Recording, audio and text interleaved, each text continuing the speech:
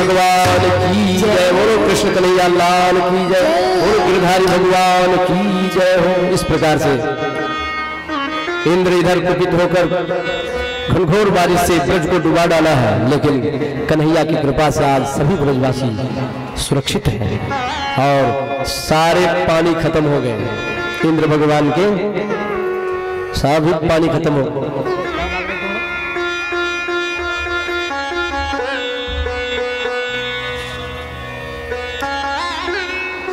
पानी बरसाते बरसाते इंद्र के सभी मानो खजाना ही खत्म हो गए। इसके बाद थक गए। अब इंद्र को बात समझ में आई कि मैंने साक्षात श्री हरि नारायण से नारायण का अपराध किया है, अब मेरा कल्याण कैसे होगा। तो तुरंत सूर्य भगवान भुवन भास्कर उदय हुआ है और बारिश कम हो गई है। फिर जैसा का तैसा सब कुछ हो गया है और इंद्र आकर के चुपके से भगवान के चरण पकड़ लिए, चरणों में लिपट गए। बोले प्रभु क्षमा करो, प्रभु क्षमा करो, मुझ जैसे अभिमानियों के मान मर्दन करने के लिए ही आप अवतार धारण किए हो, लेकिन हम पद के अभिमान में प्रभु हम आपको ही भूल गए, आपसे ही मैंने वैर ठान लिया, इसलिए हमें क्षमा करो प्रभु। रोने लगे तो भगवान ने कहा मामैश्वर्य श्रीमदान्हो दंड पाणि न पश्यति तम भ्रंशयामि संपदभ्यो यस्य चेक्षामनुग्रहम्। भगवान ने कहा देवराज, बोले देवराज घबराओ नहीं, मैं जिस पर विशेष कृपा करता हूं ना उसी को दंड देता हूं। ध्यान से आप लोग सुनिएगा, एक होती है कृपा, एक होती है विशेष कृपा। भगवान की जब कृपा होती है तब लोगों को क्या क्या मिलता है पता है। जब भगवान की कृपा भक्तों पर होती है तो सुख संपत्ति घर आवे, बोले ये सब चीज आने लगते हैं। दुख बिन से मन का तन का, डॉक्टर बाल बच्चे डॉक्टर बन जाए, इंजीनियर बन जाए, घर मकान बन जाए, बोले भगवान की बड़ी कृपा हो रही है हम पर। लोग ऐसा समझते हैं, घर बन रहा है, मकान बन रहे हैं, बाल बच्चे पढ़ लिख कर बड़े बड़े पद में प्रतिष्ठित हो रहे हैं, दुनिया की सभी वैभव अनायास मिलते जा रहे हैं, तो लगता है कि भगवान की कृपा है। तो ये तो है कृपा, लेकिन भगवान की कृपा जिस पर होती, विशेष कृपा होती है, उसकी क्या हालत होती है, ध्यान से सुनिएगा। यदि इस बात को आप सुन लेंगे तो जीवन में घबराएंगे नहीं, प्रसन्न हो जाएंगे। जिस पर कृपा होती है तो धन संपत्ति बढ़ने लगते हैं और सुख संपत्ति घर में आने लगते हैं, चलो ठीक है। लेकिन जिन पर विशेष कृपा होती है तो उनके जीवन में क्या सब होता है। तो भगवान ने कहा, एक बार भगवान श्री कृष्ण ने युधिष्ठिर जी महाराज जी से भी कहा, अहम यस्य अनुग्रहामि हरिष्यं तद्धनं शनैः ततो अधनं त्यजन्त्यस्य स्वजना दुख दुखितम। बोले हे युधिष्ठिर जी महाराज, यहाँ इंद्र को कह रहे हो, युधिष्ठिर जी को कहने वाले भगवान ही हैं कि देखो जिन पर कृपा होती है तो उनको तो सब कुछ मिलने लगते हैं, धन तो और ज्यादा मिलने लगता है, लेकिन जिन पर विशेष कृपा होती है, सुन लो बड़े भैया युधिष्ठिर महाराज, उनकी क्या हालत होती है, मैं क्या करता हूं उनको। बोले हाँ सुनाइए। बोले अहम मैं यस्य अनुग्रहामि, मैं जिस पर विशेष अनुग्रह करता हूँ, जिस पर मैं विशेष कृपा करता हूँ, तो उनको क्या करता हूँ तो सुन लीजिए, हरिष्यम तद धनम शनैः, मैं धीरे धीरे उनका धन हरण करने लगता है ना। तो बात भगवान कह रहे हैं, और हम लोगों का धन जब समाप्त होने लगता है तो भगवान को गाली करते हैं, भगवान की तो कृपा ही नहीं हम पर है, भगवान आंख मूंद लिए, हम इतने पूजा पाठ करते हैं, भगवान को हमें देखते ही नहीं। लेकिन भक्त के लिए है ये बात, भक्त के लिए, सबों के लिए नहीं। यदि आप भगवान की भक्ति खूब करते हैं, दिन रात भगवान में आप प्रेम करते हैं, उन पर श्रद्धा है, उनको आपने अपना बना लिया है, अपने आप को समर्पण कर दिया है, तो आपके जीवन में यही सब होगा। ये उल्टी बात है। भगवान ने कहा अहम यस्य अनुग्रहणामि हरिशंत धनम सनः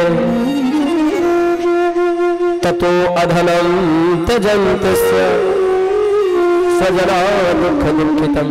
जब उनका मैं सारा धन छीन लेता हूं तो उनके परिवार लोग उनसे दूर होने लगते हैं। बोले अब इनके फकीर के पास कुछ है ही नहीं, बस वो अकेला हो जाता है, निराश हो जाता है। भगवान में बड़े प्रेम से फिर भजन करता है। और एक कवि ने कहा है उलटोवा को हरि ले। भगवान का मैं तो हरण करता हूं अपने भक्तों को। क्या क्या? उलटोवा को हरि ले। क्या? धन जन कुल परिवार और बल उद्यम चौपट करूं मेतु कारोबार। अब क्या छोड़ा? कुछ भी बचा भक्त के पास? कुछ भी नहीं छोड़ते हैं।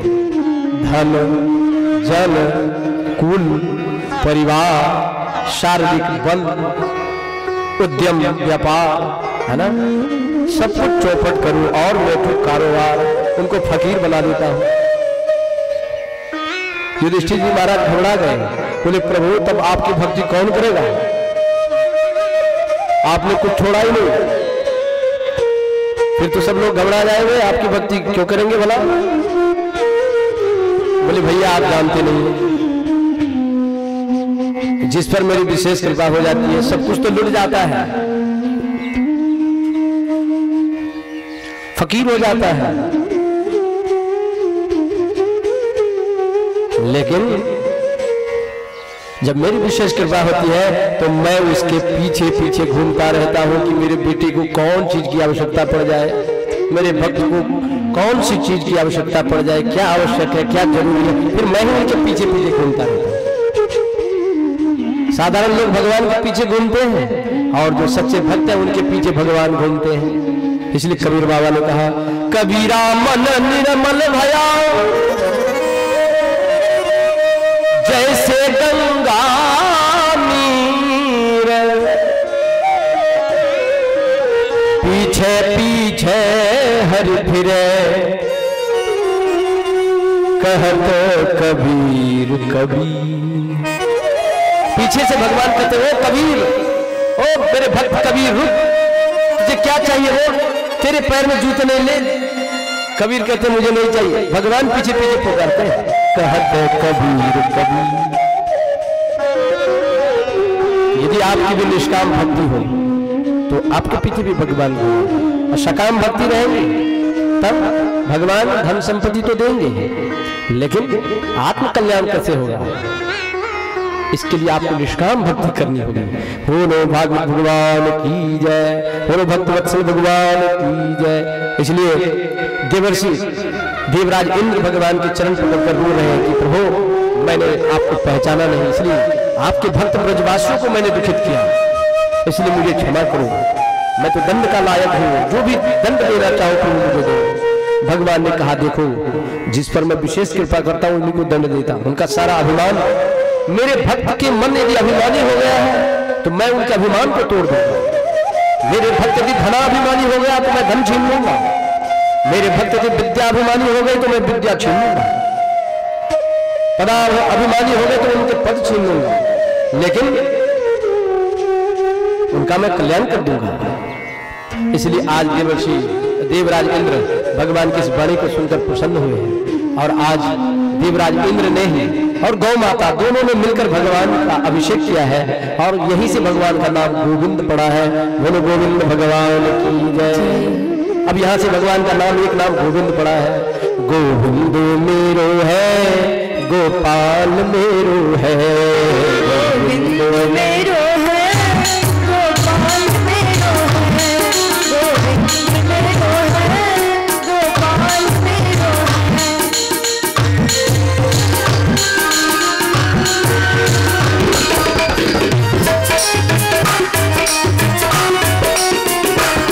गोविंद मेरो है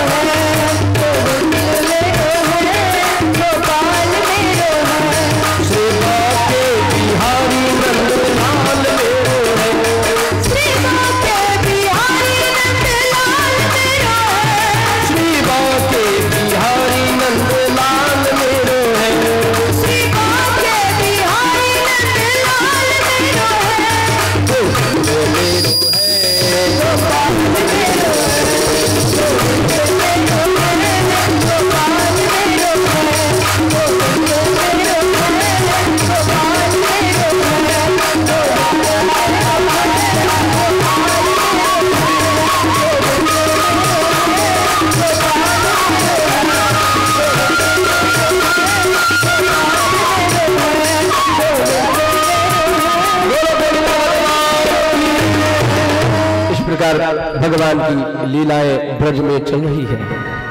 एक बार जितनी भी बाल गोपियां थी, मार्गशीर्ष महीना में, अघन महीना में कात्यायनी माँ की पूजा करने जाती थी और 4 बजे स्नान करने जाती थी। तो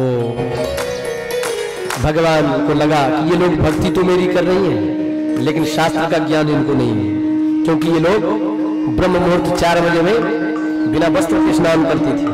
इसलिए भगवान आज इनके वस्त्र को हरण किए। इसको कहते हैं चीर हरण लीला। और ये सब लीलाओं को सुनकर कुछ लोग भ्रमित भी हो जाते हैं, बोले भगवान हो कि कौन सी लीला किया। और वास्तव में ये गोपी कौन है? गोपी है जीव। और इसके ऊपर पर्दे लगे हुए हैं, वस्त्र। कौन से पर्दे? गुरुदेव ने कहा है, घटतम प्रकाशव शब्द पटत्रय जीव पर है झार है। ये जीव के ऊपर 3-3 पर्दे लगे हैं, अंधकार का, प्रकाश का और शब्द का। जब तक ये पर्दे हट न जाए तब तक प्रभु से एकता नहीं होती, प्रभु से मिलन नहीं होता। जब तक कन्या का घूंघट को उघारे नहीं तब तक प्रिया का दर्शन नहीं होता। ऐसे ही जब तक पर्दा लगा रहता है तब तक परमात्मा का दर्शन नहीं होता। ये पर्दा, ये चीर क्या है? ये अंधकार, प्रकाश और शब्द, ये जीव के ऊपर लगा हुआ माया के पर्दे हैं। जब तक ये पर्दे का हरण भगवान न कर ले, जीव जब तक प्रयत्न करके इनको हटा न ले, तब तक परमात्मा का दर्शन नहीं हो सकता। चीर हरण का वास्तविक अर्थ यही है। जीव के ऊपर जो पर्दे लगे हैं, जो वस्त्र है, जब तक ये न हटे तब तक परमात्मा का दर्शन नहीं। और दूसरा कारण यह भी था कि शास्त्र विरुद्ध है यदि कोई निर्वस्त्र स्नान करता है तो गोपियां भगवान की भक्ति नहीं है। और ये सब कौन है? ये रामावतार में जितने ऋषि थे ना, दंडक आरण्य में, जंगल में, सब ऋषि मुनि महात्मा है। गोपियां कोई साधारण नहीं है।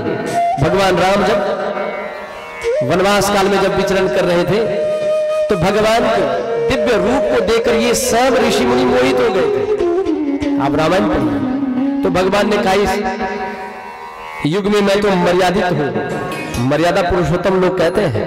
जब द्वापर में कृष्ण अवतार बन के आऊंगा तो हाँ, आपके सारे मनोरथ को पूर्ण करूंगा। ऐसा क्यों? क्योंकि भगवान की प्रतिज्ञा है क्या?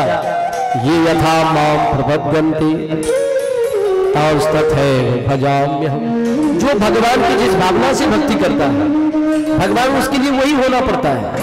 यदि आप भगवान को मां कहो तो आपके लिए मां बनेंगे, और मां जैसी व्यवहार भी आपके साथ तो करेंगे ही। और यदि आप भगवान को आप पिता कहो तो मैं वो माता च पिता तुम्हें। यदि आप भगवान को पिता कहो तो भगवान की प्रतिज्ञा है, भक्त जो कहे मैं वही बनूंगा। तो भगवान पिता भी बन जाते हैं। और जब पिता बन जाते हैं तो पिता वाला व्यवहार करेंगे कि नहीं? बच्चे को गोदी में खिलाएंगे कि नहीं? जब पिता बनेंगे तो पिता वाला व्यवहार भी तो निभाना पड़ेगा। और कोई भगवान को सखा कहते हैं तो सखा वाला व्यवहार निभाते हैं कि नहीं? भगवान देखिए, श्री दामा मधुमंगल कंधे पर चढ़ जाते हैं, गाली भी कर देते हैं भगवान को। लेकिन भगवान को कोई समस्या है? क्योंकि वो भक्त है, उनकी वो सखा मान रहे हैं, तो सखा वाला व्यवहार करेंगे कि नहीं? आज ये गोपियां त्रेता युग से ही भगवान के मनमोहक रूप पर मोहित हो गई थी। इसलिए ये सब गोपियां भगवान को पति रूप में प्राप्त करने के लिए तपस्या कर रही है युगों युग से। तो क्या भगवान इनके लिए पति नहीं बनेंगे? पिता बन सकते हैं, सखा बन सकते हैं, भ्राता बन सकते हैं, सखा बन सकते हैं, मित्र बन सकते हैं। तो क्या इन भक्तों के लिए पति नहीं बन सकते? यही लीला है, क्योंकि गोपियां भगवान को पति रूप में वर्ण करना चाहती हैं। कोई पिता रूप में, कोई पुत्र रूप में, कोई सखा रूप में। तो भगवान की प्रतिज्ञा है, ये यथा माम प्रपद्यन्ते तथैव भजाम्यहम्। जो मेरा भजन जिस भाव से करता है मैं उसी भाव से उनको प्राप्त होता हूँ। यदि कोई परम तत्व रूप में भगवान का भजन करता है तो उनके लिए भगवान परम तत्व के रूप में उनको दर्शन देते हैं। बस भक्त की चाहना कैसी है। कोई सगुण की उपासना करते, कोई निर्गुण की उपासना करते, कोई निर्गुण सगुण के परे की भी बात करते। तो भगवान एक लड्डू के समान है, जिधर से तुम खाओ ये आपके ऊपर है। तो ये जितनी भी गोपियां हैं भगवान को पति रूप में प्राप्त करने के लिए तप करती है त्रेता युग से, इसलिए इनके लिए पति वाला व्यवहार भगवान कर रहे हैं। तो कौन सी गलत बात है, इस प्रकार से समझना चाहिए। क्योंकि संतों ने भी परमात्मा को पति के रूप में कोई कोई संत ने कहा, जैसे आप सुने होंगे, पिया मिलन कब होए अंदेशवा लागी रहे। दुलंदास जी महाराज परमात्मा को कह रहे पिया मिलन कब होए, है वो पुरुष, दुलंदास जी पुरुष है, साधु है, लेकिन परमात्मा को अब वो पिया कह रहे हैं। पिया मतलब पति। बस ये भक्तों की भावना है। और मीराबाई कहती है, घूंघट के पट खोल रे तो पिया मिलेंगे, घूंघट के पट खोल तो पिया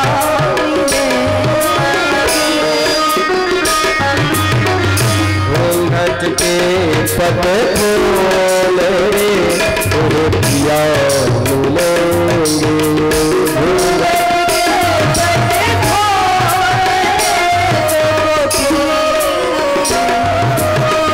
घट घट में वह साई रमता, घट घट में वह साई रमता, घट घट में वह साई रमता, घट घट में वह साई रमता। कटुक वचन मत बोल रे, कटुक वचन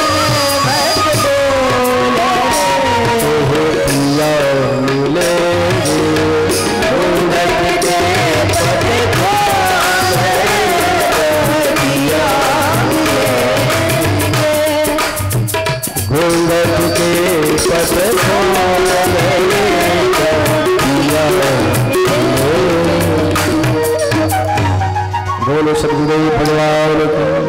मैं बस इतना बताना चाहता हूँ कि भगवान की लीलाओं को सुनकर कुछ लोग भ्रमित हो जाते हैं, ऐसा नहीं। भगवान की प्रतिज्ञा है, कोई मुझे सखा कहे तो मैं उनके लिए सखा बनूंगा और सखा वाला काम भी करूंगा, और जो मुझे पिता कहेंगे तो मुझे पिता भी बनना पड़ेगा। यदि कोई भक्त मुझे पति कहते हैं तो मैं उनके लिए पति भी बनूंगा। इसलिए आज गोपियां पति रूप में प्राप्त करने के लिए भगवान की उपासना करती हैं। इसलिए भगवान इनको पति रूप में ही प्राप्त होने के लिए अब महाराज की भी अद्भुत कथा है।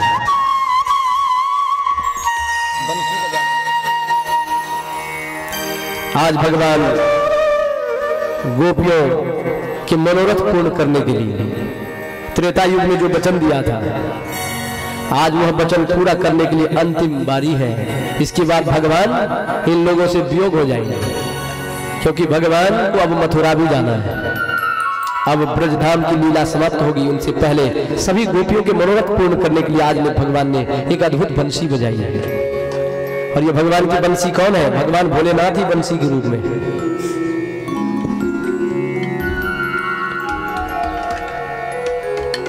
आज भगवान अद्भुत बंसी बजाए हैं। और बंसी का चमत्कार यह है कि बंसी तो बजी है। एक बार जब बंसी बजी थी तो सब लोगों के कान में आवाज आई थी, इति वेणु रवम रागम सर्वभूत मनोहरम। सभी लोग सुने थे। लेकिन आज जो बंसी बजी है केवल गोपियों के लिए।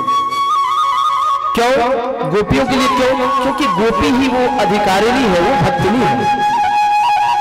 जितनी योग्यता गोपियों में है उतनी योग्यता और किसी में नहीं है। आज भगवान ने अद्भुत बंसी बजाई है और सुन रही है कौन? केवल गोपियां।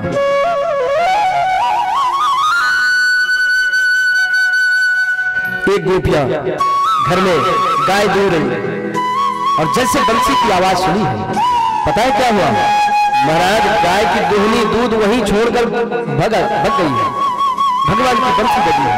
सब नहीं सुन रहे हैं, गोपियों के पति नहीं सुन रहे हैं, बच्चे नहीं सुन रहे हैं, गांव समाज के लोग नहीं सुन रहे हैं, केवल गोपियां सुन रही है। क्या बात है, गोपियां क्यों सुन रही है? क्योंकि गोपियों का चीर हरण पहले हो गया, इनके पर्दे पहले भगवान ने चुरा लिए, इनके माया के पर्दे हटा दिए हैं, ये अब योग्य हो गई है, इनके हटे माया हटेगी। समझे, यह भाव है। भगवान ने चारों तरफ से परीक्षा कर लिया है कि ये अवश्य मेरे प्रेम पाने के योग्य है, इसीलिए यह बंसी बज रही है और सुन रही है केवल गोपियां।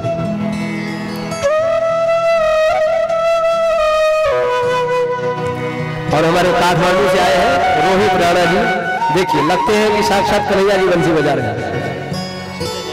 चलिए सुना दीजिए, बंसी बजा के तूने, भगवान की बंसी बज रही है, गोपियां चौंक गई है। आज गोपियों का मिलन का समय है, मनोरथ आज पूर्ण हो जाएंगे, युग युग की तपस्या पूरी हो जाएगी।